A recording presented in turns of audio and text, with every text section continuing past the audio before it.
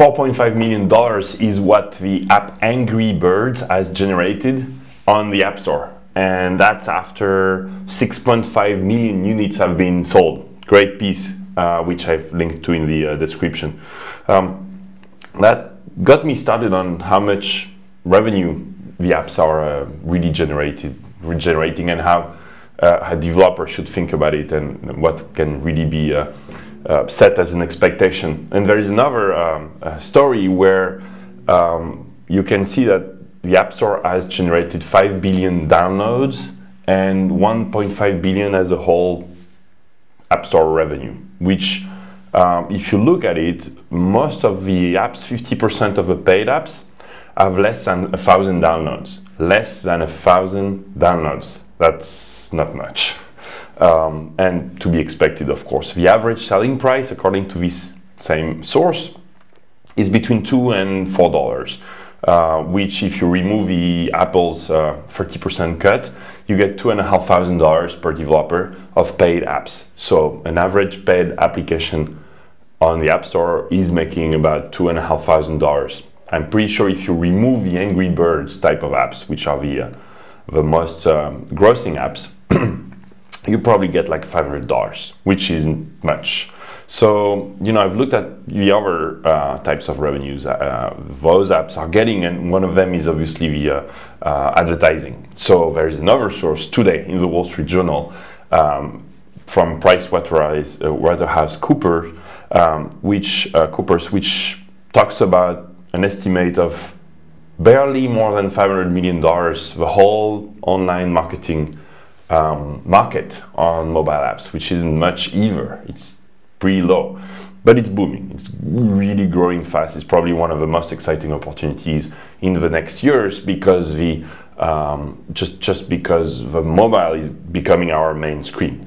And the vision of Steve Jobs explaining that that PCs, including Macs, will look like trucks in the future with both of course, the iPhone, the Android, and also the tablets, iPad likes, is probably true. So that means the opportunity, don't get me wrong, is huge.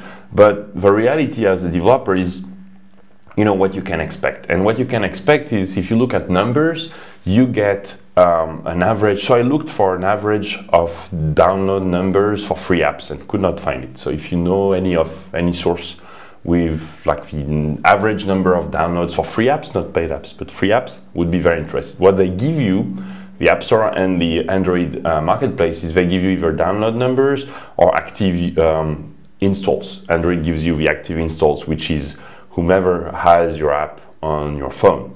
And from that, you need to guess the number of active users, which is very different from downloads. And by talking to developer friends, it's really, you have to divide by 10 to 100, really, the number of downloads to get the actual unique active users number. And then I talked to more friends, which I can't quote, unfortunately, who shared with me their revenue in advertising on their mobile apps. And what they get for very active apps, which keep updating, and not one-off, like torch lamps apps, but like more like the ones you need really dedicated resources.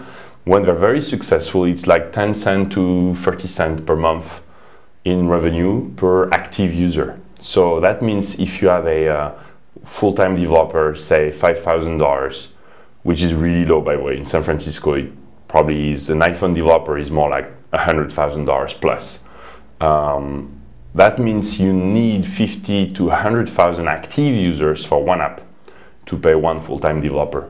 And that's the number. Prove me wrong, get me other numbers, but that's what I heard.